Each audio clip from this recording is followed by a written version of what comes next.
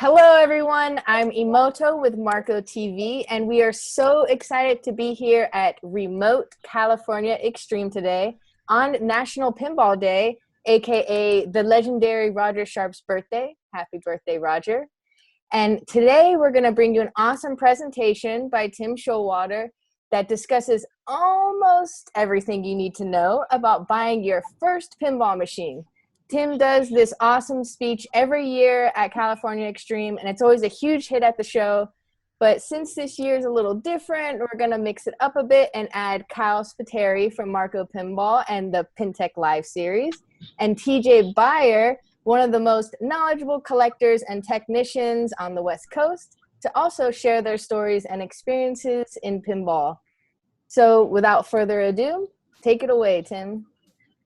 Okay. Yay. Awesome. Yeah, so this speech is basically pretty similar to the one I've given in previous years. There's a few things spliced in here, and TJ contributed a few pictures in here that we'll go through. This talk is targeted for the people that don't already have a pinball collection. Last year when I gave this talk, I did a quick quiz, and a quick straw poll, and most people seem to be interested in dot matrix games, 90s and newer stuff. New Stearns with the LCD TVs and the back box and dot matrix games. If you're interested in older stuff, most of the things in this talk are still relevant, but some of the things about how you set up the games are a little bit different. We'll cover a few of those things as we go through, but just to make a note of that. All right, so I love to talk about pinball, and if this talk wasn't enough of an indication of that, and I will tell people that I collect pinball machines with minimal provocation. Usually the next question is one of the following. You're married? How big is your house? Where do you get a pinball? Now we're getting into the ones that we're really here to talk about. How much do they cost? I bet those are expensive. And which one should I get? Okay, the last question is the best one. The answers to these questions are yes, not big enough. You get pinballs at a pinball store, or maybe not. How much do they cost? This is complicated, $800 to $8,000 more if you just want public. And you should just go get an Addams Family. If you don't know, it's not a bad choice. We'll go into some more details. I'm kind of kidding about that. It's a good game, though.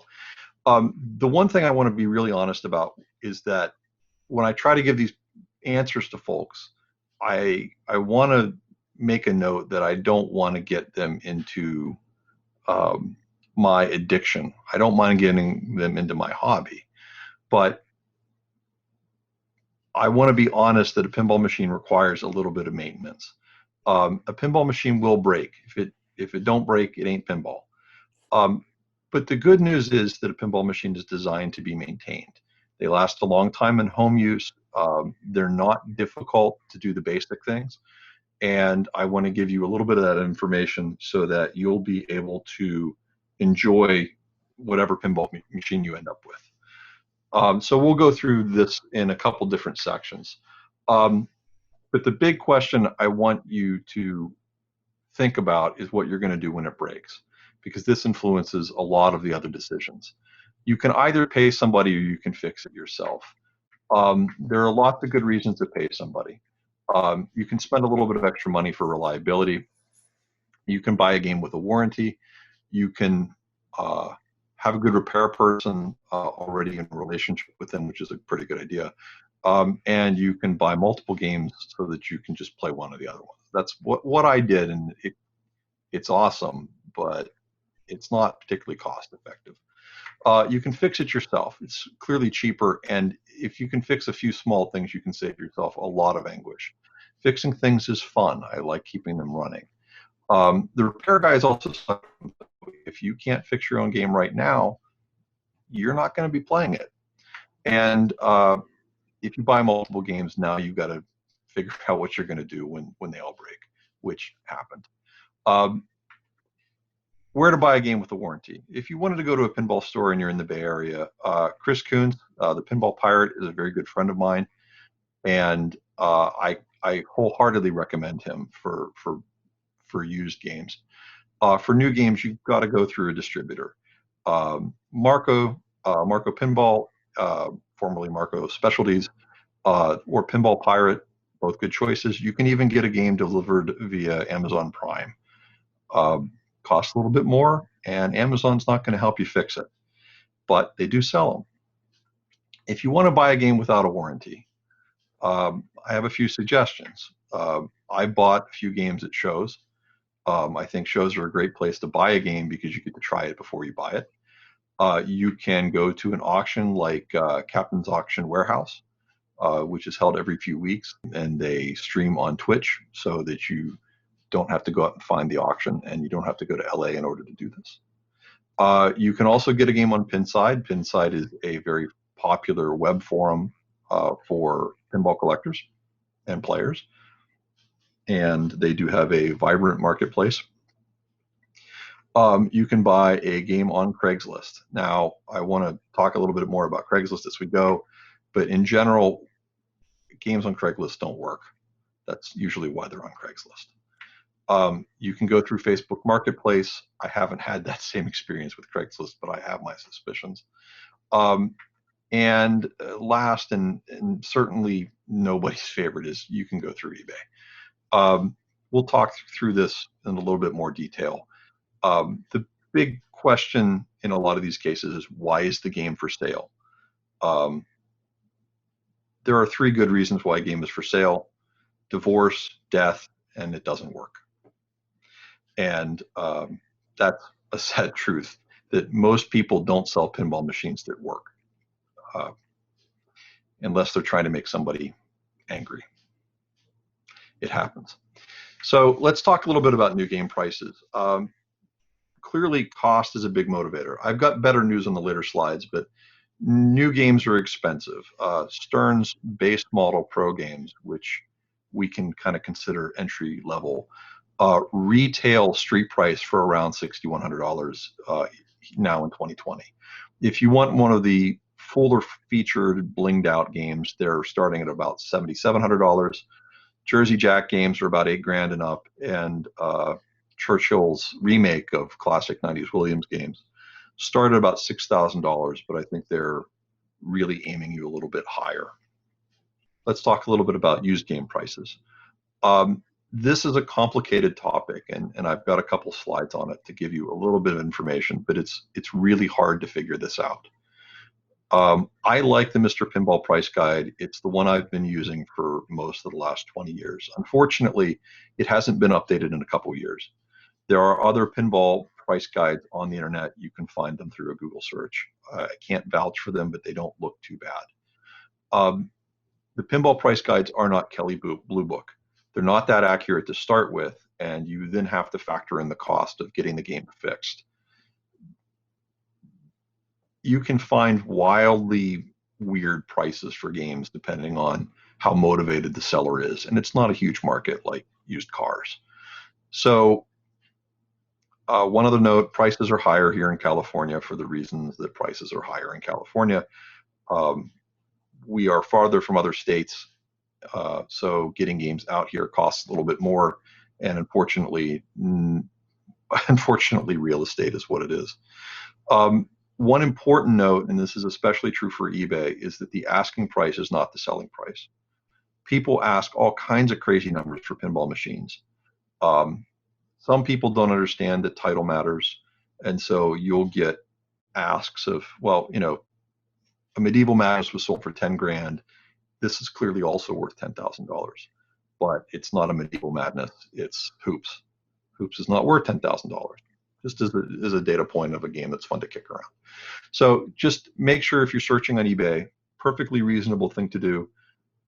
Do set the flag and make sure that you're looking at completed listings and you're looking at the ones that actually sold, of course.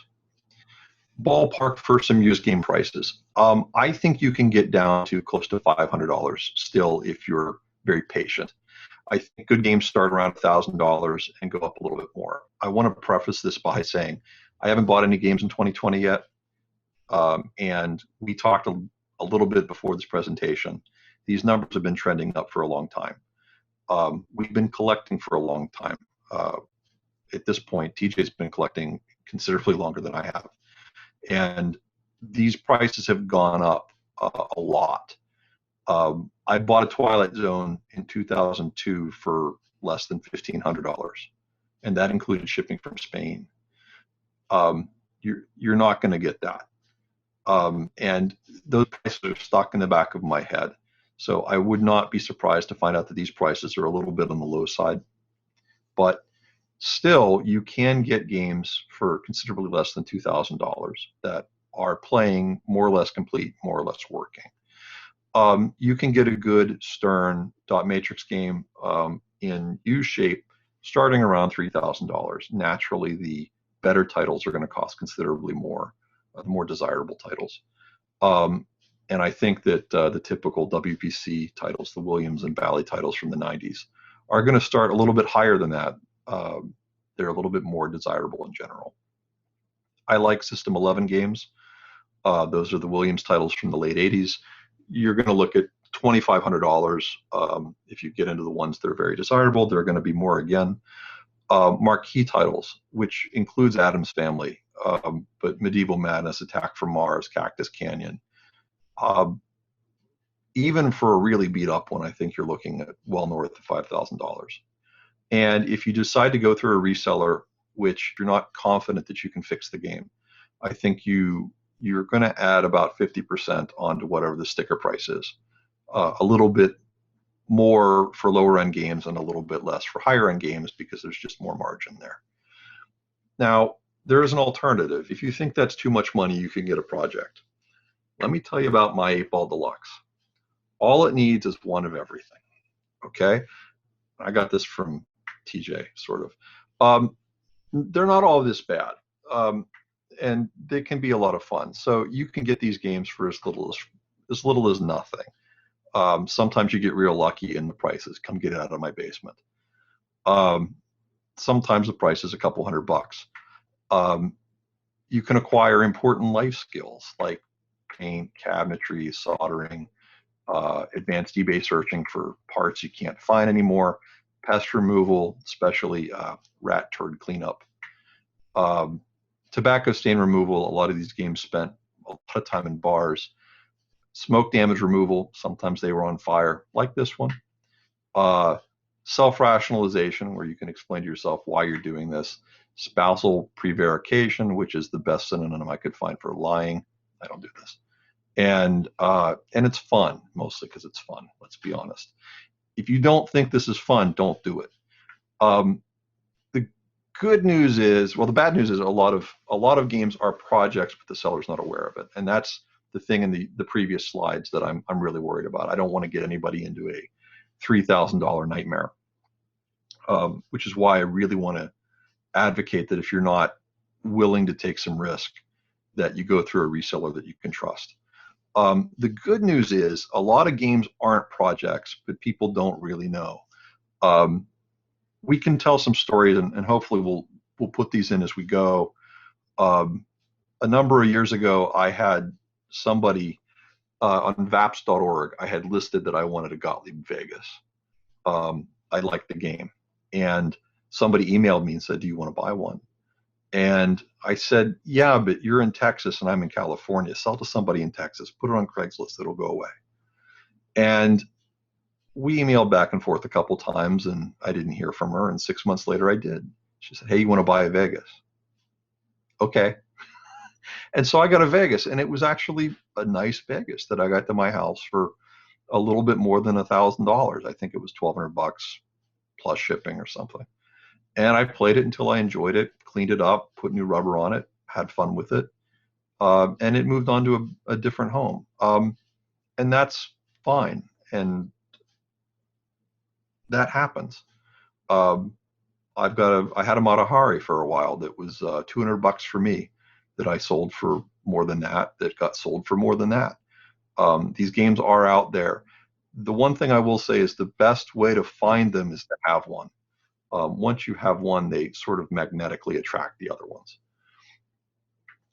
Here's a data point. TJ can argue with me on this one. We were kind of laughing at this poor thing. This is a Galahad Williams game, electromechanical, that somebody wanted $600 for. That back glass clearly isn't going to stay in it. But for $600, the parts cost that much. If the game was in pretty decent shape, except for the back glass, you could probably find a back glass and fix the rest of it if you wanted to have this game. Now, I can't say that I recommend this game, but they are available around that price and have been in the past couple of years. And we are in a time of great economic uncertainty. Keep your eyes open; they'll be out there. Total cost of ownership. Good news. Pinball machines don't tend to break just sitting there, with the exception of the batteries, which we're going to go into more detail on in a few minutes. You probably will only spend a few bucks per game per year. Occasionally, you'll need to put in new balls, need to clean it. Now and then, you might have to rebuild one of the pop bumper mechanisms. When you get a game and you first have to take care of it, you want to fix all these things and make them nice. But once they're nice, they tend to stay that way in home use for a long time. I don't think I've ever rebuilt a flipper on any of my games twice. So they hold up pretty well, and I don't think the expenses are too much. They hold the resale value pretty well, with the following caveat. 20 years ago, there was a big market in collectors for jukeboxes. Any jukebox that had existed was worth, a couple $1,000s, and everybody, people wanted them for their game rooms. They took them home, filled them full of their favorite 45s, and enjoyed them for a long period of time. And then the iPod came out. And now you can get a jukebox for get it out of here money. They're, unless it's a Wurlitz or Bubbler from the 50s, they're not worth very much. And to be honest, I expect the same thing to happen to pinball, although maybe not to the same degree. Maybe VR will kill pinball or something. I don't think it's going to happen. I'm very happy with my pinball collection. I hope you're happy with yours, but don't buy it as an investment. Just want to put that out there. The question is probably the most fun to talk about is which one. And I have a few data points here. First is buy one that you like. Trust your own taste. Go out, play the game. If you like the game, maybe buy the game. A second thing is that you can kind of consider similar games. Now, if you're not real familiar with which company made which game and when, this can be kind of challenging. But if you ask around, I think you'll be able to find some of that information. Addams Family is an interesting one to talk about. They made a lot of Addams Families. They're not too hard to find, and the parts availability is very good. But everybody likes Addams Family, which is why I kind of suggested it earlier. If you were to decide that you had to have a game and you had to have an Addams Family, I think you're looking at $6,000. But if you wanted a game like Addams Family, you could consider whether you liked kind of the theme of the game or the layout of the game. The game was designed by Pat Lawler. He made a lot of similar games, including Monopoly, which features some of the same features in the playfield. I happen to really like Monopoly, so maybe I'm a little biased here. But also Whirlwind or Twilight Zone or No Good Gophers or one of his other games might be interesting to you, and you might be able to find it at a better price. If you really like the 60s retro TV theme, and I realize Addams is based on the movie, but you might consider Munsters. Completely different playfield layout, doesn't play anything like Addams, but if you kind of want to relive your childhood watching reruns like I guess I do, Munsters might be an option. Lots of reviews on the internet. Don't read the comment section. Don't take them too seriously. Some of them are right, a lot of them are wrong. Trust your own judgment. And consider your spouse and your kids. This is one that's gotten me into trouble a couple of times. As an example, there's a game called Centaur. I think Centaur's art is kind of out there. It's really good. I know Kyle likes it. And I happen to really enjoy playing Centaur. I don't like looking at Centaur. Maybe more now that Lady Gaga kind of ripped it off for one of her album covers. I don't know. But great game. Not one that makes me feel real good about having it around the house. The one that actually got me into trouble recently was Walking Dead. I've got two kids, and they're when they were 6, we went to a pinball showroom, and a couple of days later, my son goes to my wife and said he played a pinball machine where there was a girl, and she went, ah! And that's how he learned what a zombie was. And my wife thought this was inappropriate. So it was inappropriate. So we won't be buying a Walking Dead. The one that actually got me in trouble that I did bring home was Spring Break, which is basically based on a 80s beer commercial. If you remember Spuds MacKenzie, he's on the slingshot in this shot. Something about the bikini-clad babes on the back glass and the topless girl with the mane of hair my wife never liked. Okay, so one other thing to think about is the game done? We've had a couple pinball companies go out of business. If they've made lots of games, it turns out it's not a big problem because people have stepped in to support them. Marco, in particular, has reproduced lots of parts to keep Williams games running, for instance. A better question is the game going to be finished? One of the earliest examples of this that comes to mind is Cactus Canyon. Never got a sort of promised wizard mode. WrestleMania, more recent Stern release, didn't sell real well, and Stern kind of lost interest and moved on to other titles. Highway Pinball made Alien and didn't quite finish it before they went under. Magic Earl, notorious boutique pinball manufacturer, eventually shipped the game, but it's not really playable from what I've heard. And Big Lebowski actually does exist, but you can't get one because the manufacturer had a falling out with their contract manufacturer and things got icky. If you get into these, if you can keep the deal simple, there's a better likelihood you're actually going to get your game. And if you're buying your first pinball, I recommend you buy one that you can actually get immediate delivery on. One other thing to think about is the condition. We'll talk a little bit more about this in a minute. Does it work? Can you fix it? It's really easy to fix a flipper if it's broken. It's no problem. The parts are all basically readily available. Pop bumpers, drop targets, other mechanisms, no problem.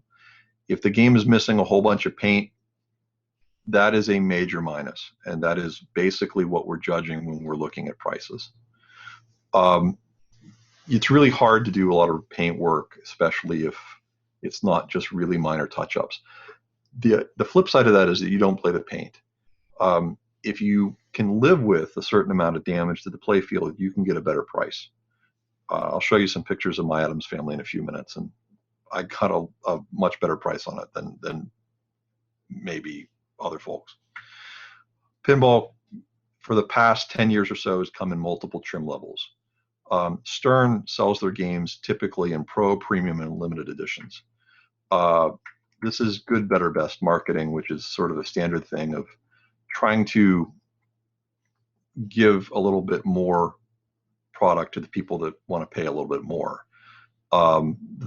The Pro model is aimed at operators and people that just want a pinball. The Premium is a little bit more directed towards collectors, and the Limited edition is directed to people that really want to spend extra to have something that not everybody else has.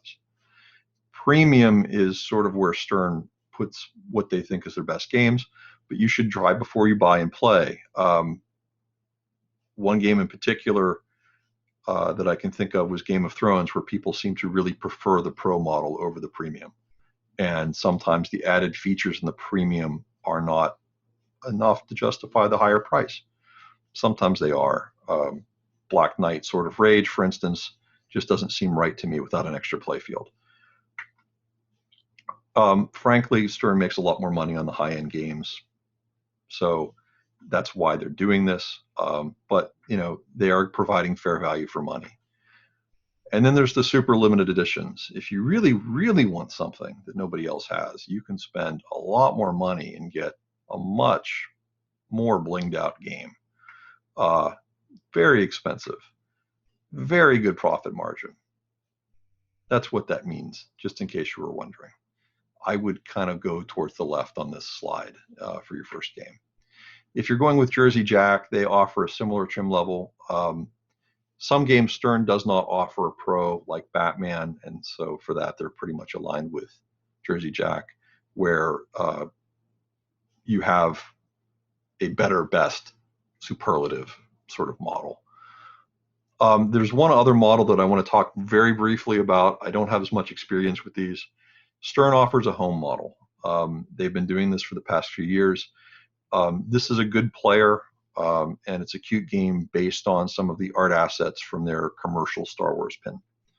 These games lack coin doors. They will never be operated for money. They're very good-looking games. They have commercial mechanisms for virtually all the playfield features, with some cost reductions to hit a lower price point. The MSRP on these is around $4,500. I think you can get them a little cheaper on the street. I will just note briefly that for this kind of money, you can get a good used game in good shape. That's a lot of information to sum up. Just get one you like. That's all that really matters. Things to look out for: condition is the biggest thing. Other than title, condition is going to have a huge influence. Condition is actually a little bit easier to judge than you might think. If you saw this game, you would know it was pretty beat up. That's all there is to it. TJ, I knew the story behind the other one. Do you remember the deal behind The Simpsons, why it was so beat up? The Simpsons came out of a bar that was just a smoker's bar. In the lower picture, where it's cleaned up a bit, that was after like 10 minutes of scrubbing with Novus 2 just to get the half of Bart Simpson's face cleaner. But it was also, you can see on the front of the cabinet where the red in Pinball Party has been faded out by the sun. The machine is just very dirty. This was part of a package deal that it's take everything in the package and take the good with the bad. So I feel like I did okay on this. I wound up selling it to a friend. It's one of few machines that I actually have sold in the last few years. But it was a trade-in. Somebody else got it. They put it in a package to get rid of it and move it on. So it was significantly cheaper, but also required a fair amount of cleanup to get it presentable, a fair amount of mechanical work because it was neglected for years. But it was complete. One other thing I'll note on here is the flipper button wear on the side of the cabinet here in the top picture. Very typical on the Stern games from somewhere in the mid-90s and later. The cabinet was painted. Newer games, these are decals. They don't wear like this. You can cover that up with newer side rails, or you can kind of live with it, which is what I do. Some people get really bothered by this. I like to buy games for these people because they price them lower if they're damaged like this. It doesn't affect the way the game plays. I like to play the game, not look at it. And Simpsons is a great title. I have one. It's my favorite game. This is a picture of my Addams Family, which I bought from a house in Oakland in kind of a sweetheart deal. This game was re-imported from Germany. We know this because the coin door takes Deutschmarks.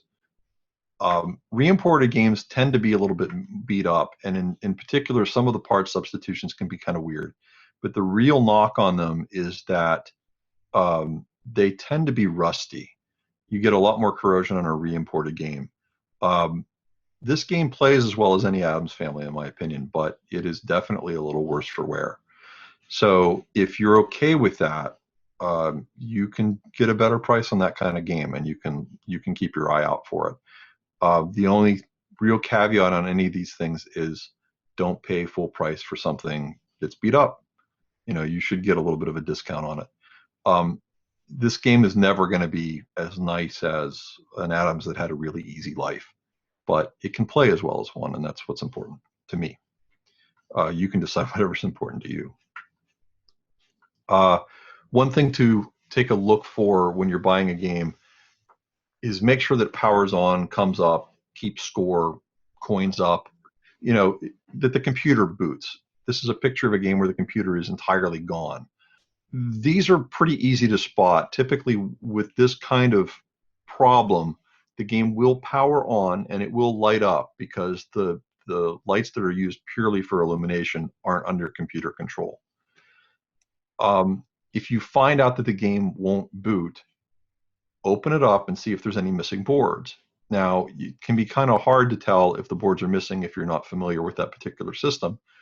But here's a system that if you didn't know, you would be able to tell, gee, I think there's something missing in the bottom left. There's also something missing in the top right.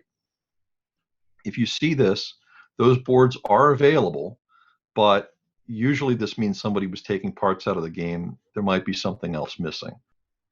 Make sure the game is complete, and if not, you'll be on the hook for, in this case, $450 of parts that are not here to make this game play. Batteries. The single thing that, if you take nothing else out of this talk, figure out if your game has batteries in it and change them every year. This is a picture that Chris Kuntz sent me a few years ago of a game that he worked on where somebody neglected these batteries for at least 10 years. And in particular, that one in the middle has completely destroyed this board. Batteries corrode and they eat the traces on circuit boards. This is a Williams System 11 game. The connector above, I believe, is for the switches. The switches are important because it's how the game knows how to keep score. And even if you clean all of this off, it's eaten through the little green traces. And there's virtually no cost-effective way of fixing this on this board. It's going to have to be replaced. The good news is there are replacements that are available, and you can fix the damage that happens to the connectors. But it takes a bunch of time and a bunch of money if you don't know how to do it yourself. TJ, you sent this one. This is another acid damaged board, right? I believe Kyle sent that one. Well, Kyle sent that one. Sorry. Hi, Kyle. I mean, Hi. This can all be cleaned off, but the thing is that all of that little blue stuff is still going to eat into the board. Once this happens, there's not really any permanent fix. So please remember to change the batteries on your games. So looking at this board, there's the blue stuff in the resistors and the chips below the one that's missing. It is underneath those chips also. It has had some time to do a fair amount of damage. So all of the stuff that has any blue on it needs to be removed in order to clean up the board, repair the damage traces, and to have somebody that is skilled at board level repair of damage traces is very expensive on an hourly rate and exceeds the value of just replacing the board. Yeah, the good news is the boards are available now. For a long time, they were hard to get. The past few years, they've all been reproduced. It's better to have an original for a few reasons. And I hate to see this on a board, and please change the batteries. Let's talk a little bit about wear. The biggest thing on a pinball machine that wears is the play field. Let's talk about avoiding it. I have a simple method. Buy a game new in the box. Do not open the box. And keep your box in climate-controlled storage away from direct sunlight. You'll never have any wear. The rest of us are going to play pinball. This is, again, my Addams Family. This game has had kind of a hard life and has some damage to the playfield. If you're looking to try to value a game, you can usually get a little bit of money off if you can find that the playfield has wear near the scoops and the kickouts. I would characterize this as moderate to kind of severe. You can cover this up with protectors a little bit if that's your preference. I don't do that. And this is not as bad as it looks because these holes were not square to start with. The hole on the right is kind of a funny shape. The playfields for a lot of these games have been reproduced in the past few years. You can swap the playfield in if you really want to. It is many hours of work to do so. I have a playfield for this game. I haven't put it in because I'm just not gotten around to it. I don't know if I ever will. So this is the thing that I would look for more than anything else. That's not maybe the most obvious thing.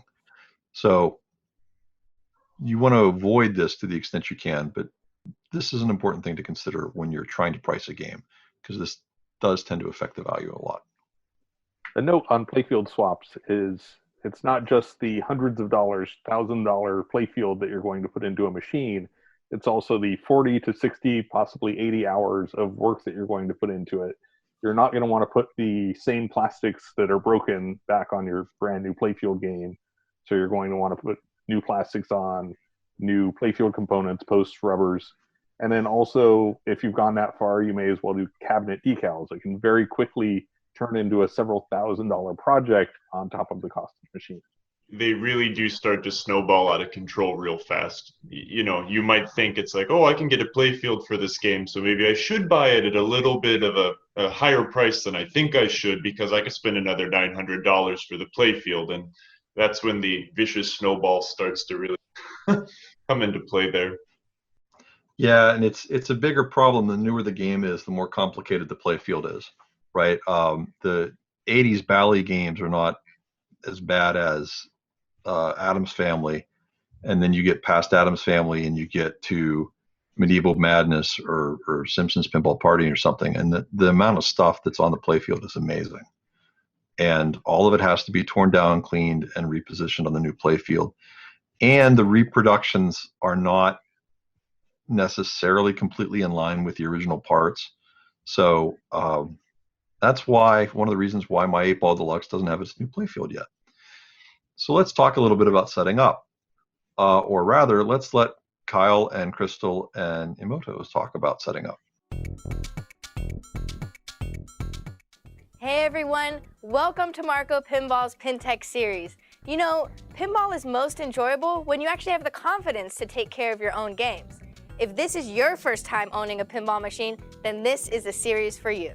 In Module 1, Pinball Basics, we'll cover setting up your game to basic gameplay, care, and maintenance. Congratulations, you got yourself a pinball machine. Now, all you have to do is set it up. Alright, that's heavy. In an ideal situation, you'll have a friend. Luckily for me, I have Crystal and Kyle with me today. Thank you.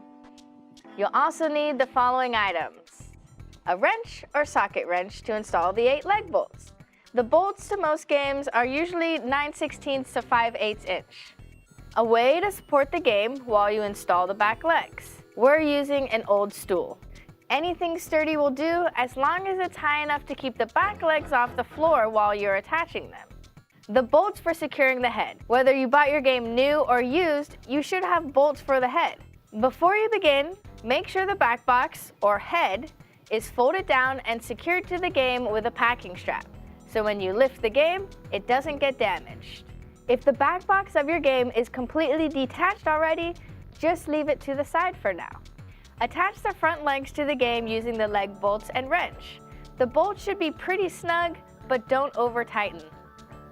Make sure each leg has a leg leveler and the jam nuts are screwed in below the leg. If your leg levelers are in bad shape like this, you'll want to go ahead and replace them. It's a quick fix and you won't regret it. Now you can pivot the game down and rest it on the front legs. Grab the rear legs and unscrew the rear leg levelers an inch or two. This is a good starting point for the pitch for most games. Have the legs and bolts with an easy reach on both sides of the machine. Now you will need to prop the game up onto the front legs. Preferably with a helper, lift the back end of the game up and rest it on the stool. Attach the back legs with the bolts, remove the stool, and set it on the floor. Again, the leg bolts should be pretty snug, but don't over-tighten. Remove the strap that secured the back box of the game. Carefully lift the head up, making sure the wires tuck into the body of the game as the head goes up without getting pinched. Unlock the back box, then remove the back glass by lifting up the glass and pulling it out carefully. Now, you can attach the bolts that lock the head into an upright position. Put the game close to its final location, leaving enough room to access the back of the game. If your game is on carpet, you can use furniture sliders to make it easier to move. Sometimes you may have a game with the head completely detached. If that's the case, here's how to properly attach the back box to your game. Reach into the lower cabinet and route the AC power cord to the outside. There's usually a notch for the power cord to nest in. Remove the back glass from the back box carefully before attaching it to the lower cabinet and place it somewhere safe. Lift the back box up and set it in place. Open the insert panel and hold the head in position while fastening the head to the cabinet. Reach inside the game and take out the wiring harness that connects the head to the body. Take each connector and plug them into the respective board. Generally, connectors are keyed and will only fit in one way in one place. Don't ever try to force in the connectors. If you are unsure about where something goes, check your manual. And that's it. Well, almost. There's no balls in the game, and it's probably a little crooked. We'll tackle those issues in the next section.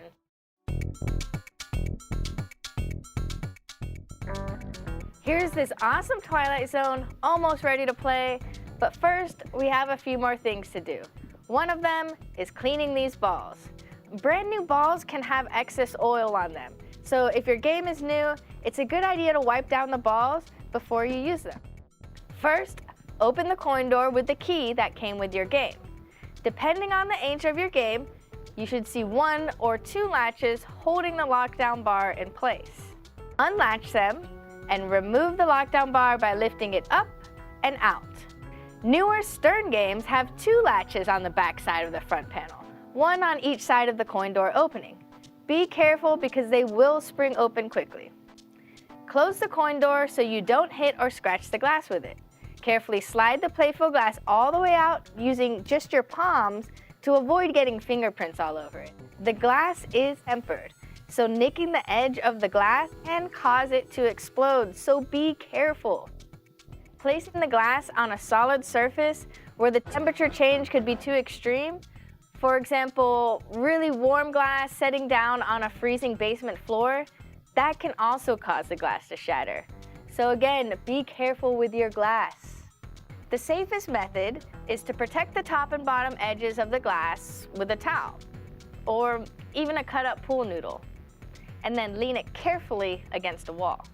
Depending on the game, there are 2 main ways to access the underside of the playfield. In some games, you just simply tilt the playfield straight up so it leans against the head. Otherwise, you may need to pull the playfield out slightly towards you before you tilt it up. Some older games may also have a prop of some kind that you can rest the playfield on. Be careful. Watch where your fingers are when raising and lowering the playfield. Also, avoid bumping the playfield when it's in the upright position because it can slam down unexpectedly. Remove any packing material in the game or on the playfield. Sometimes, older games even have hidden treasures inside of them.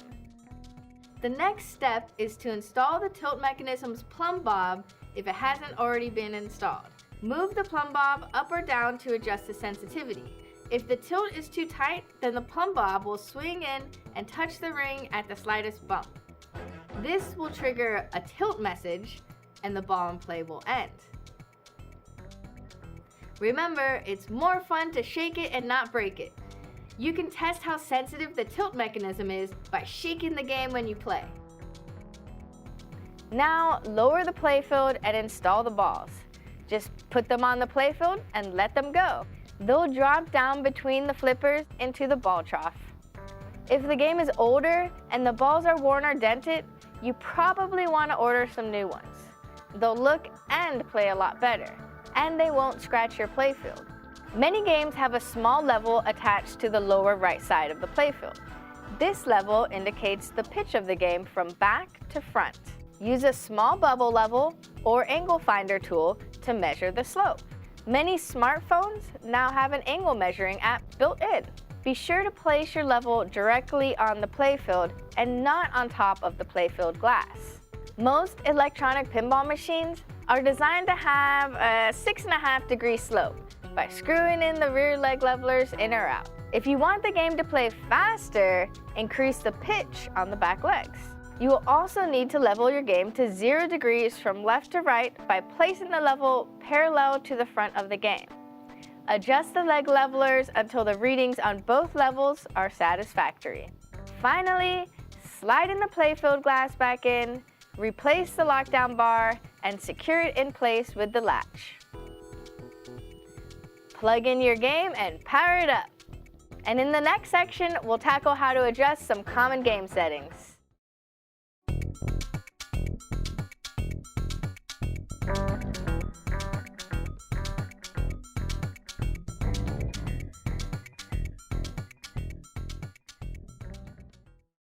Okay, so let's talk about a couple things that weren't covered in the video in any great detail. Good question is how you get the thing home. You saw a little bit of this in the video, but the head does come down on most modern pinball machines. It can even come off on older games. It has to come off to get it through a lot of doors. The legs always come off. There's just 2 bolts, typically a 5/8 inch head. One guy with a hand truck can move a game without too much trouble. 2 guys can move a game with only a moderate amount of swearing. A ratcheting tie down is helpful. Just don't overdo it. You're not trying to weld the head to the body. You just want to keep it so that it doesn't jiggle around. If you overdo it or you drop the head on the body, you can actually dent the side rails. You'll see that on a lot of games, having 2 little dents right at that point where the head touches the side rail. If you're moving a game, bring a friend, bring a truck, a good hand truck. Magliner is the official, unofficial hand truck of California Extreme, even when we're not really there. And mover's blankets, very valuable. In fact, putting one between the head and the body is not a bad idea. You can also move a game like this. TJ, do you want to talk about this trick a little bit? So this is the way I typically move games: is you tie the head down, remove the back legs, and set it onto the dolly in this position with the dolly pre-positioned underneath the machine. This means that you're not trying to lower the game all the way down to the floor, which is a lot easier on your back. And then once you've got the back legs off, down on the dolly, you flip the game up on its end, like the previous picture, take off the front legs, and you're ready to roll. One other thing is that you want to remove the balls as well as all of the loose stuff from inside the cabinet, old parts, manuals, the coin box, stuff that's going to fly around. Remove that so it doesn't damage any of the assemblies inside the machine. From when you have it on end, you can then wheel it to your truck, minivan, whatever, and tip it down into it. Yeah, that's why the cash box has a lid.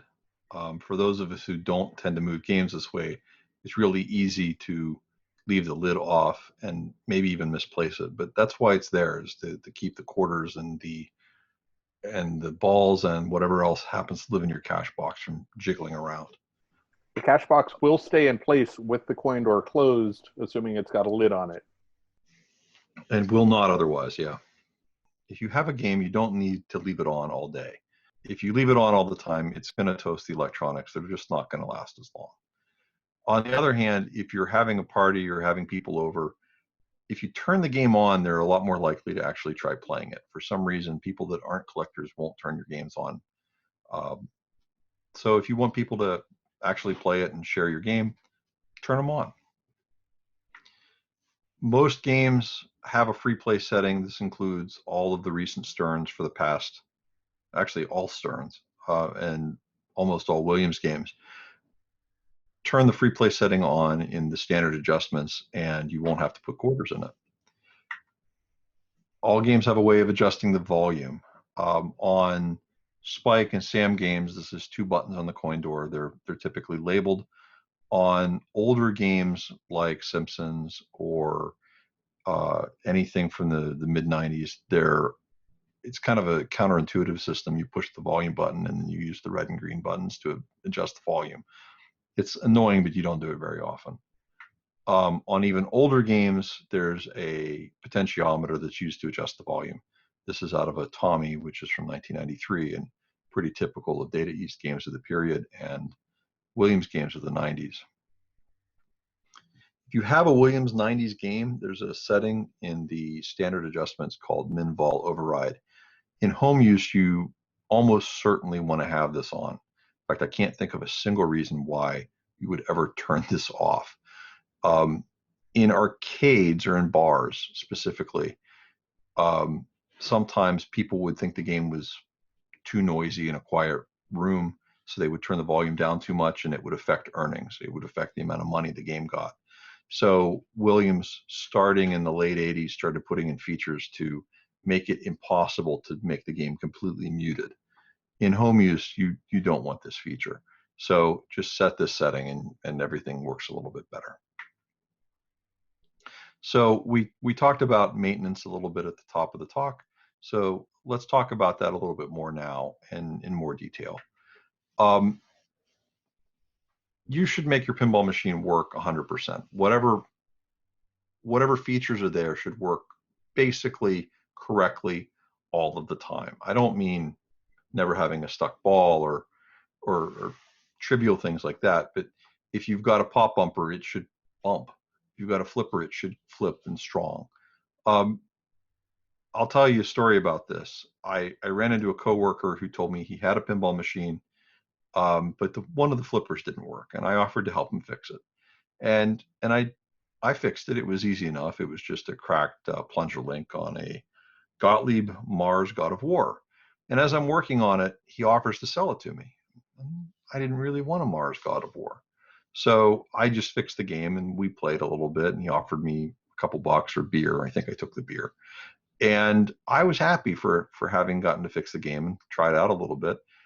And that was great. And I wondered if my repair held up. So I emailed him a couple years later and asked him if he still had the game. And yep, still got it. We love it. That game, just for not working, was for sale. And once it worked, it was no longer for sale, which is why I say that non-working games are the ones that end up on Craigslist.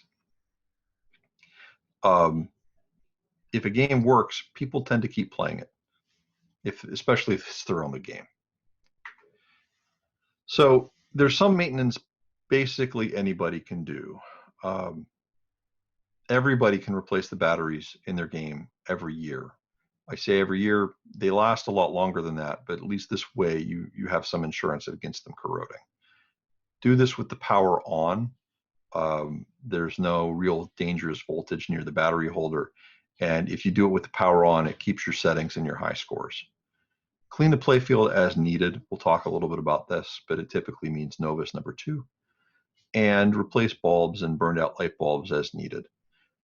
If you've got a few tools, and we'll talk about those, it's not very many, you can do a little bit more cleaning and get into things that are a little bit harder to get to than just taking the glass out. You can install ramp and scoop protectors, which will help avoid wear and can cover up some wear that's there. And you can rebuild flippers. Typically, you may not need to be rebuilding the flippers very often. They hold up for a really long time in home use. But if you have a game that's an unknown condition and the flippers seem a little bit weak, flipper rebuild requires a couple extra tools. We'll talk about that in a minute. If you decide to get into more interesting and fun pinball repairs, fun for me anyway, you'll need to be able to solder. And this includes reattaching wires to coils. They do break off due to vibration fairly frequently. You can rebuild a pop bumper, which is not really any harder than rebuilding a flipper, but typically involves some soldering because of the way the lamp sockets are attached inside of a pop bumper. You can replace shorted transistors, which is the most common electrical issue to have. And you can even get into replacing ramps if they've cracked and gotten bad. If you decide to get into obsessive pinball maintenance, you can start swapping playfields and doing paint touch-up. Paint touch-up's not too hard. It's just a very exacting process, but playfield swaps are, like TJ said earlier, at least 40 hours worth of work for even a low-end swap. You don't have to know how to solder, but it helps. But beware of the source of where you're getting your information. There are more than a few bad soldering tutorials on the internet. This poor woman got third-degree burns from just shooting a modeling shoot of working on the circuit board with no solder whatsoever. This is not how you hold a soldering iron. I highly recommend you find a good tutorial. The one that I used many years ago was Clay Harrell's tutorial at pinrepair.com/begin. It's a little bit out of date in some specifics now. It refers to Radio Shack, which unfortunately is gone.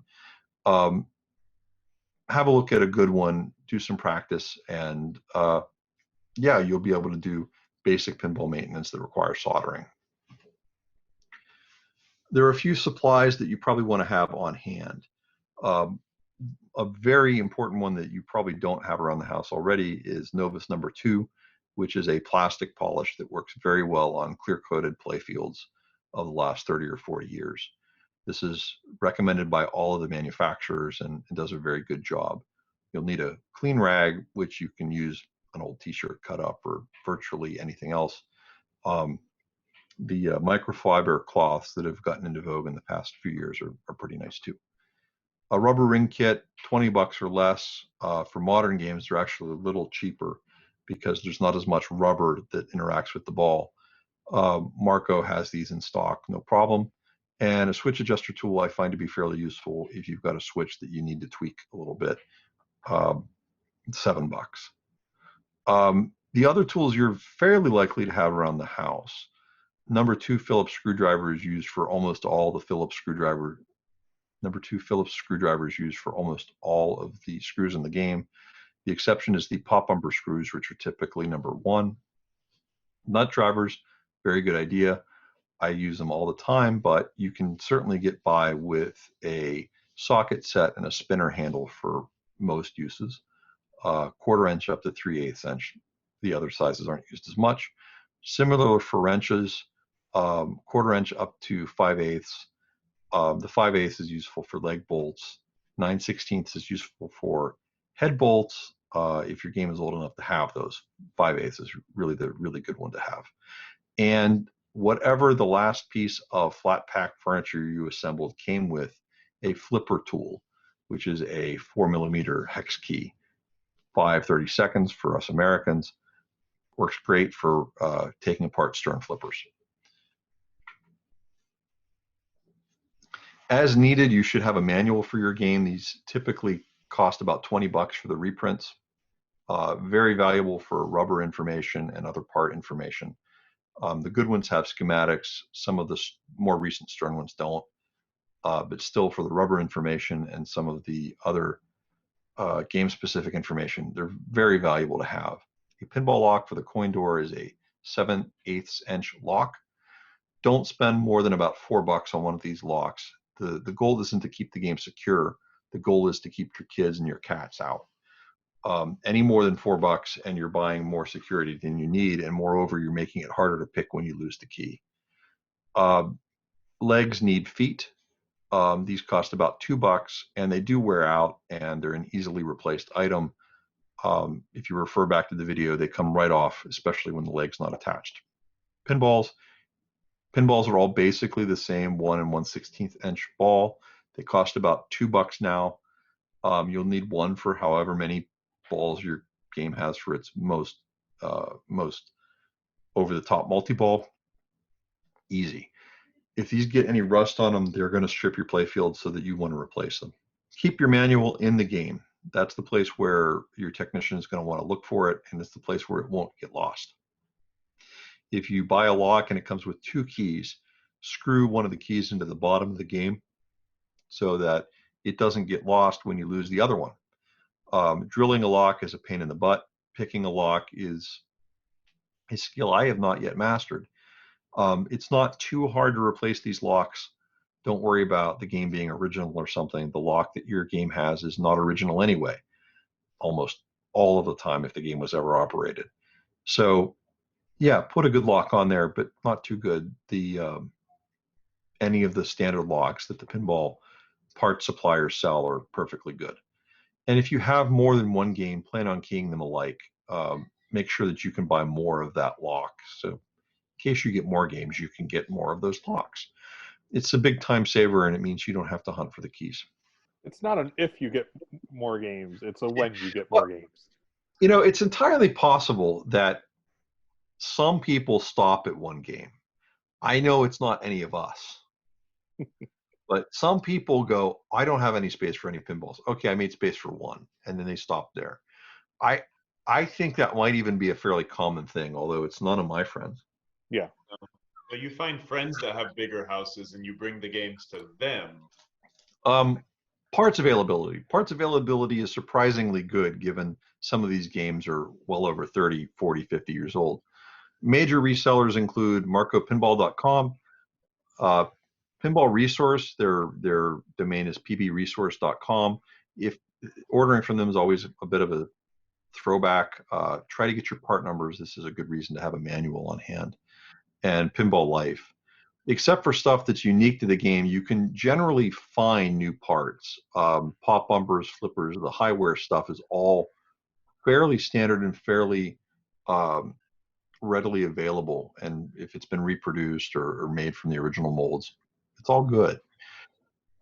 Do be aware of some of the reproduction parts. Is one example. The spinners on Whirlwind were originally made with a rubberized finish. The reproductions that have been made with a glossy finish that doesn't spin as well. They look a lot better. You're going to have to figure out what you can make do with and what you want to live with in terms of the original appearance parts that are severely worn. For the most part, you can kind of ignore this, but some of the reproductions are worse than some of the others. WD-40, very simple rule, don't use WD-40, no WD-40 in pinball. Exception is if you have to free a rusty leg foot, you can use WD-40 on something like that. For lubrication, Kyle and I like the Zoom Spout oil. We buy these at Ace Hardware. TJ recommends Tri-Flow. This stuff works great on metal contact points. I especially like it on spinners on the point where the side touches the bracket, and you can make the spinner spin for a nice long time, which is worth extra points. You can also lubricate slingshots at the metal-on-metal contact point. Under no circumstances should you lubricate anything on a flipper mechanism. If you have a flipper mechanism that's not working, it has something else wrong with it. Head keys. So we showed you how to open the head on most games. It tends to differ from game to game, but the head key always lives either on or near the coin door. It might be inside on the left on some older games.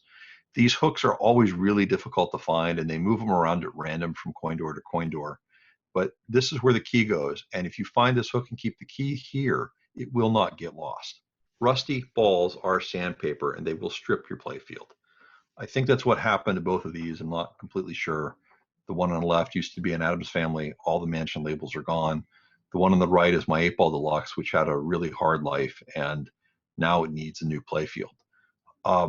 It's a really cheap fix, and the game will play better to put in a nice, fresh pinball now and then. They don't need to be changed that often. You can take them out, fondle your balls, examine your balls, make sure they're nice and shiny. No other trick to it. Your game is going to have fuses. Here's a convenient guide to fuse replacement and substitution if you don't have the right one on hand. I'm just kidding. Don't do any of this stuff. Not only is this a terrible idea, especially the one that's a bullet, all of these ratings are actually wrong anyway. Don't cheat fuses. Just put in the one that's in the manual, that's in the back box on the sticker. Don't cheat it. Fuses are cheap. They protect stuff that's expensive. These are standard old-style automotive fuses. Use the 250-volt fuses. If you go through a pinball manufacturer, that's all they're going to sell you. If you go through somebody else, don't buy 32-volt fuses. The 250 ones are fine for all the applications. You can always go up in voltage, but you want the same amp rating, and you want the same style, whether it's fast or slow, also called AGC and MDL. If you don't do this, one of the things that can happen is this.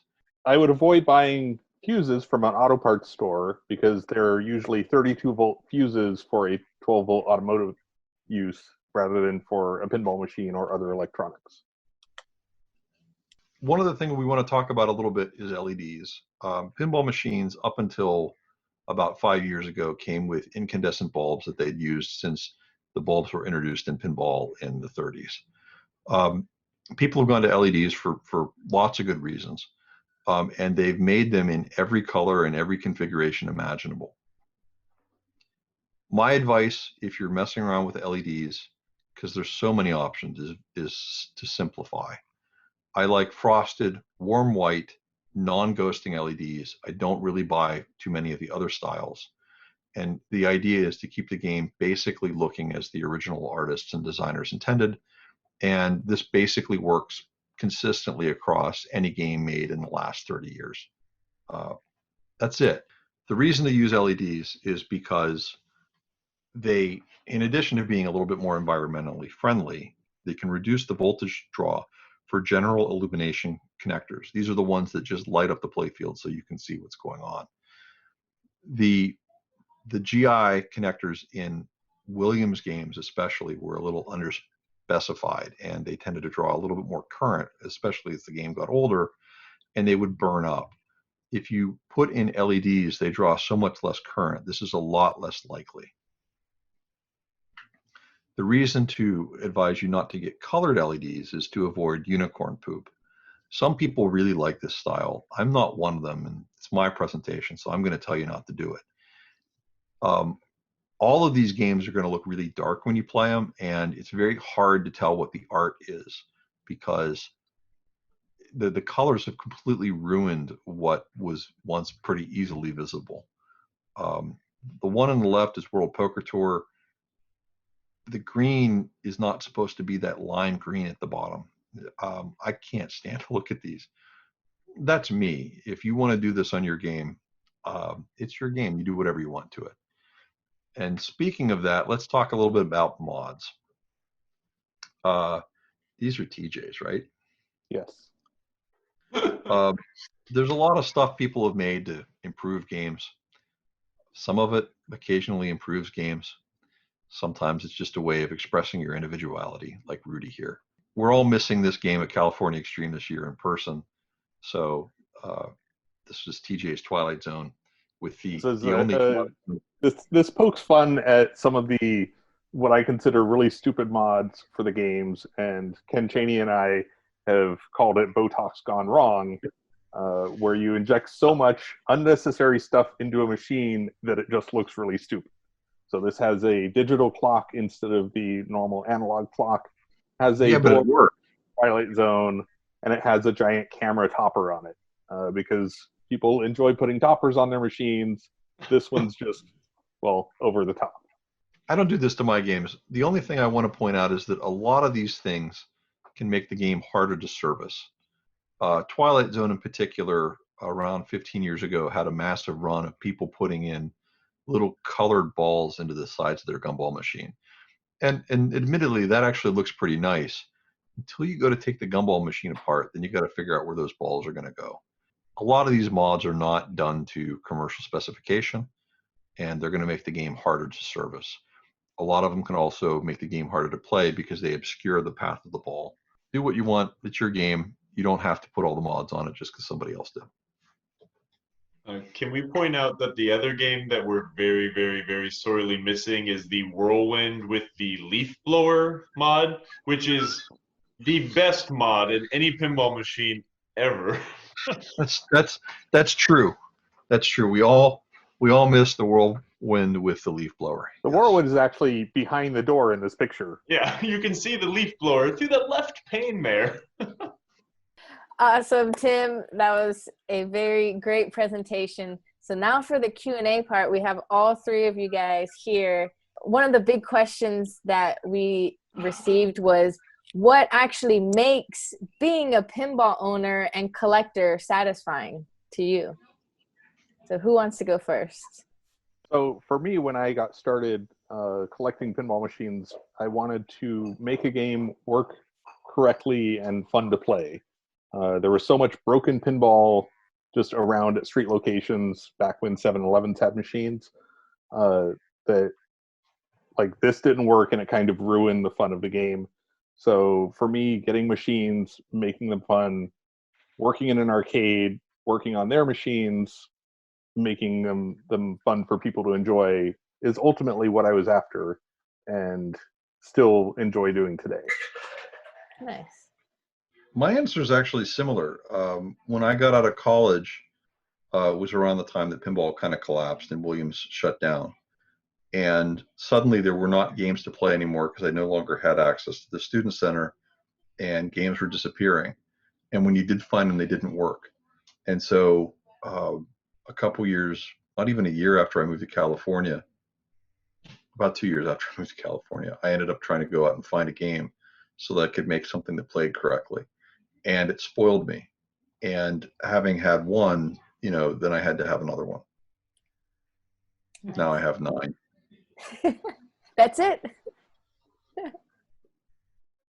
That's it. So I'm the relatively sane one in that all my games fit in my house. Would need a lot of house to guys. put all of my games in. Between the collection that Ken and I share, I think we're at somewhere around 700 machines, of which 200, 250 are pinball machines. And it helps being an operator because you put machines out for people to enjoy, but you also have a lot of stuff in storage and in your house and in friends' houses, and then out on home rentals right now because everything is shut down. It's a lifestyle. Yeah. Yeah, I guess I can mimic both TJ and Tim in the sense that, I used to play a lot of pinball when I was a kid, similar to Chris Kunz's story of riding my bicycle as far as I could to find a new game to play. And then right around the time I got out of high school, they just kind of went away. There's no more pinball. It was, a couple of years after Williams had shut down, you didn't see these Stern games out on location anymore. All the Williams games were broken. And I kind of fell in with a group that was more about the history and the preservation. So to me, preserving what we have still to bring on to future generations. And in just the past couple of years, past 4 or 5 years, I've started operating my games because I can't fit them in my house anymore. So to bring them to other people for everyone else to enjoy, that's what brings me more satisfaction than anything else. To let someone play their first electromechanical game. I've never seen that before. It just makes me so happy. Yeah, that's what got me into EMs was Extreme, actually, was being able to run into these things. And so, I'm really missing the show in person this year because you always find something you've never seen before. All right. So next question, pinball repair is hard. Well, it's intimidating, let's say. So what are some of y'all's first experiences working on a machine? Do you remember? Is it so long ago? I remember my first game. So I got a high speed at an auction in San Jose that unfortunately no longer exists. And got it home, conned somebody into getting into the second floor of my apartment, my second floor apartment. And had a friend of mine come over that owned a couple games, and he helped me. Well, actually, he did the flipper rebuild. He replaced a fuse that had gone bad, and I got to play my game. And a couple days later, it broke, and sort of starting to puzzle that out. At the time, I didn't really know anybody that I could call other than this friend, and this particular problem he didn't know, and kind of having to own that. And not too long into this, I had a flipper that needed to be rebuilt, and I got the parts and I put them in and I screwed it up. And I ruined an $8 flipper coil, which would now be a $15 flipper coil. And it was just, I felt so bad that I'd ruined these valuable parts. I didn't understand that everything involved with this was disposable, was already readily available. And screwing up is the best teacher. And like this talk is kind of the genesis of this was trying to kind of give people some guardrails to lead them to that so that they could maintain their own games at least a little bit. and also reach out to resources to be able to help them get out of trouble. Nice. I think it works. How about you, TJ? My early memory of seeing the inside of a pinball machine was when I was about 7 at a bowling alley watching somebody fix a machine and just really being interested in it. I started asking intelligent questions about how stuff worked rather than just being that annoying kid that's trying to grab quarters. And over time, as the repair guy kept coming in, he learned that I was interested in learning about machines and would actually explain what he was doing. Fast forward a few years, I started working in an arcade at 15 and just started cleaning games and watching the owner fix and learning at that point. And then getting your first machine, you learn by diving in more of what each thing does, how things work, and the hard way of what not to do. Dang, I wonder if that repair guy has realized how much of an impact he's made on your life. I would say probably not, although seeing the same sort of thing in kids that are watching me fix games, I am able to appreciate that and share the knowledge of what makes a flipper work. Yeah. Shout out to the little flippers too, who TJ works really closely to. Can you give everyone a little flippers promo real quick, because we love them? So the Little Flippers is a children's pinball league that was started by Katie and Mike at the Flipper Room in Concord, California, with their 3 daughters, and getting more kids involved in pinball. It's really a wonderful thing to get kids exposed to the machines, which are primarily in bars where they can't go, and some arcades. They're becoming more prevalent. Introducing children to pinball machines is how I got into it as a child myself. You could have future pinball technician interns. Or even just future players that go on to participate in tournaments and support the hobby. Yeah, for sure. So Kyle, do you remember your first experiences working on a pinball machine? Yeah, it was soon after I had my first game as a 18-year-old idiot. And I remember it was a Creature from the Black Lagoon. And I remember when I brought it home, it had now I know the slingshot bracket was cracked, and it had a wire fallen off of the little scoop on the left side. So we put a bunch of cotton balls in there so the ball couldn't get in there. And, that's when I quickly found RGP, and I learned about our dearly departed friend, Steve Charland, who had parts for me. And I remember fixing that slingshot, and I felt like I could do anything after that. So that's when I started destroying coils with my soldering iron that was way too hot and burning my fingertips off. And soon after that, I learned from much more talented people at the Pacific Pinball Museum, and that is how I met Tim and even TJ. And yeah, it's you got to go in with a little bravado to have confidence that whatever you're doing, you can most likely replace. So, give it a shot, give it your best bet, or give it your best shot, and hopefully you'll come out on the other end with a better functioning toy. Nice. That's a good point. If you go rebuild a flipper or a pop bumper or a slingshot, almost all of the time those parts are basically readily available. You can go out, the coils in these things are all basically standardized. I mean, if you had some completely random bespoke nightmare of a game that had custom on coils or something in it, all of these things that never happens, right? And you can go out and get the stuff you need to make the game whole again at reasonable cost.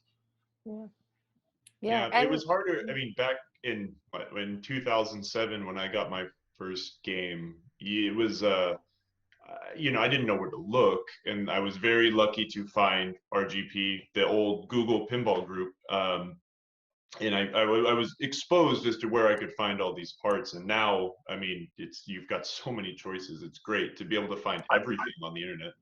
I've got great news for you. Marco was already I was already a Marco customer by 2007. One thing I can't believe that I left out of this talk is pinwiki.com. It's a great resource that people are continually updating with new information about anything they can find about games. It's not a complete reference, unfortunately, but it's the best one I know of for lots of random information, and I think a great place to go learn about the game that you just bought. This was a question that we got from the California Extreme forums, and it's from Paul J. And he says to you guys, hi there. I was on the site and saw a Judge Dredd new flipper switch out. It was helpful, but it would be cool to see a more thorough flipper switch out repair approach. My question, will someone be talking about pin flipper repairs or switch outs and the reason why flippers may not perform to par? Thank you, and missing the California Extreme. Can't wait until next year. So we didn't really cover that, but maybe you guys could help him out now briefly or direct him into one of those sources. So typically with pinball flippers, you have a plunger and link that is attached to a crank arm, and that goes through the solenoid into a coil stop, and the repeated bashing of metal parts against each other each time you flip eventually wears them down. The plunger tip will get a burr on it, the coil stop will change its shape, and that's when you rebuild flippers, is when it starts to stick. Operating games on street locations in arcades, I find that I rebuild flippers somewhere between 6 months and 2 years when they start to get weak or have problems. So as Tim has said, in home use, you pretty much do it once. You may not need to do it at all once you get a machine. See if you have issues with your flippers before you go and rebuild them. Don't be afraid to take things apart and just do exploratory searching. If you take your flipper mechanism apart and you feel a burr on the end of that plunger, then you know, okay, I can put this back together, continue playing the game, get some new parts, and then put it back together.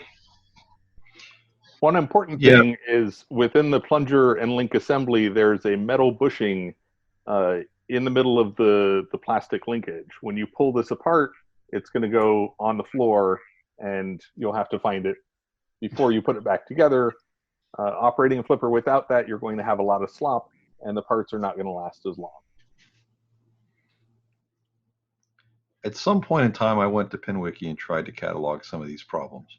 They're all pretty standard. Flippers wear pretty much the same way on every game. In home use, I don't think, like I said earlier, I don't think you'll have to do it twice. I've got a Twilight Zone that I rebuilt the flippers in 2002. Played it pretty heavily for the first few years. My kids are playing it now. I think the flippers are still strong enough. I can tell that they're a little bit weaker than when I first did it, but they're fine. You can make both shots, both forehand and backhand. It plays very well, in my opinion. As for the original question, I want to cover one other thing. The flipper switches on a Judge Dredd are optical. They're actually a little circuit board that uses an optical switch that involves having a little U-shaped optic that gets interrupted by a little plastic thing, and that's what you feel when you push the buttons. This is different than modern Stern games that just use a leaf switch. If you actually have an optical switch problem as opposed to a flipper problem, it's a little bit different. You need to go figure out why the switch doesn't work, and the optical ones are a little bit I think more troublesome than they were intended to be. They were intended to be more reliable than old flippers like 80s games. Up until solid state flippers came in around 1990, switched high voltage, which is a much simpler mechanism. It's just a leaf switch where two pieces of metal touch, and if they touch, they close the circuit and the flipper goes. That mechanism tends to burn itself out over time. Everybody tried to address this, but I'm not sure that the cure was really that much worse than the disease. In home use, it really isn't. Awesome.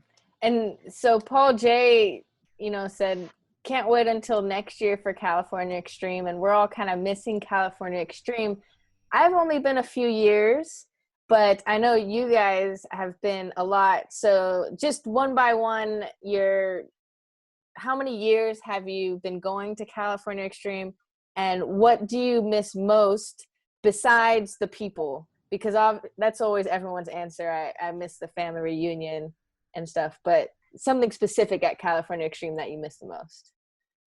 So I'm one of the founding organizers of the show back in 1997, and actually before that, we were looking for a way to bring our toys out of storage and let people enjoy them.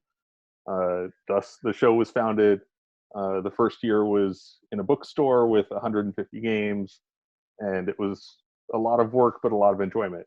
The thing that I enjoy most is still bringing the toys out of storage and seeing people enjoy them, seeing them get played, because that's what they were made to do. I also enjoy the people, seeing friends that travel in from out of town, out of state. It's a great week. My first year was 2000. I have a very distinct memory of showing up. It was the first year that it was at Parkside. I had a friend that knew about it in '99, and I didn't go. I didn't realize in time or something. And I showed up with a few quarters in my pocket. I assumed everything would be on free play, but in case it wasn't, I had a backup.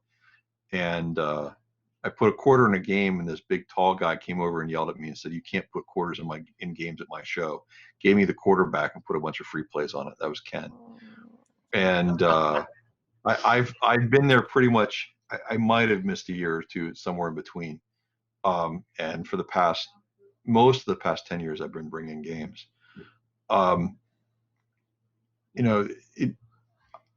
people is clearly the best answer. Yeah. But one of the things I love is going around and finding some game I've never seen or heard of before, and getting to play it for the first time, and finding all this weird stuff that's nowhere, and getting to talk to people that I don't know about stuff like this is something I really enjoy. So I'm really happy to be able to help out with this, and I hope you found it useful.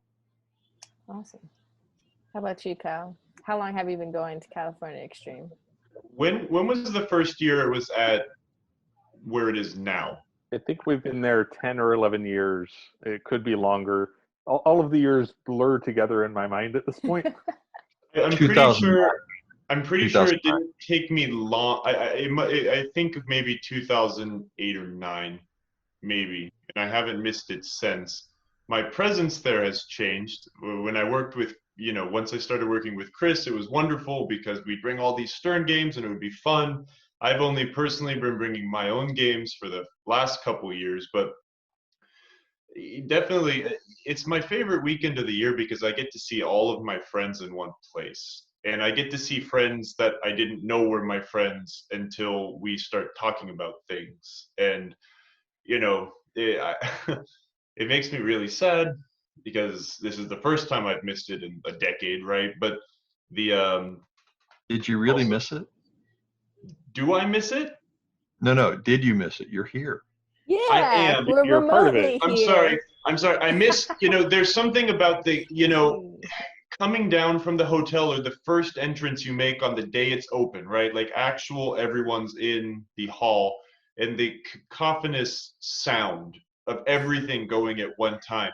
And then being so lucky to hear that for as long as you get to, it's really magical. Until 2 a.m. Until 2 a.m. So, yes, we are here. It is wonderful, but there is that's overstimulation of all of that. And then, like Tim said, I mean, the opportunity to play games you're never going to see anywhere else. I mean, like, what's the my yearly game of teeter torture? Canyon Bomber with Chris Coons. For dollars.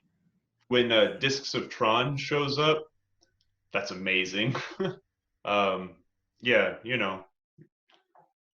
I enjoy playing the weird stuff also, like Cosmo Gang, which is a giant game. And yes, we can go play it at the warehouse, but it's kind of buried because it's so giant. This brings it out so that other people can enjoy it also. And so I can enjoy it with the friends that come to the show. and see little kids and parents and old people all enjoying it together. It's a very unique game. You should look for it next year. Nice. My forearm exercise of doing my armadillo racing, I'm really missing Yeah. that right now. My I got the parts to fix that for next year. Yeah. Naturally, I want to thank you guys from Marco for being here and setting this up and editing it and removing all my mistakes. I also wanted to give some credit to the Pacific Pinball Museum, the Flipper Room here in the Bay Area, Musée Mécanique, which all excellent places to check out. TJ's got a couple locations, Level Up, that hopefully when this starts to blow over soon, we'll all be able to go back and enjoy, so that we don't have to wait a whole year to go back and play pinball. Mini Boss in downtown San Jose, your local brew pub, whatever it is, go out and play some pinball. Pinball Pirate, I need to give Chris some plugs because he's helped a lot with this slide deck over the years, and a lot of other things that I've broken that I've gone to him to go fix. Yeah, I just want to make sure we mentioned all that stuff. And one more plug for PinWiki, since I can't believe I left it all off all the slides. Yeah, I use PinWiki daily at work. Yeah. Just support your local operator. Go out and play some pinball when it's safe and you feel comfortable to do so. It's an important thing to do. I would also recommend looking up pinball leagues in your area. They're a great way to meet other pinball enthusiasts and enjoy pinball together on a weekly basis. Awesome. Yeah, and hopefully we see you all next year in person. Yay. Thank you, California Extreme team. You guys are awesome as always. And thank you, Zen Studios, for producing the entire day today for us. So we'll see you guys Bye. next time. See you next year, I hope. Bye.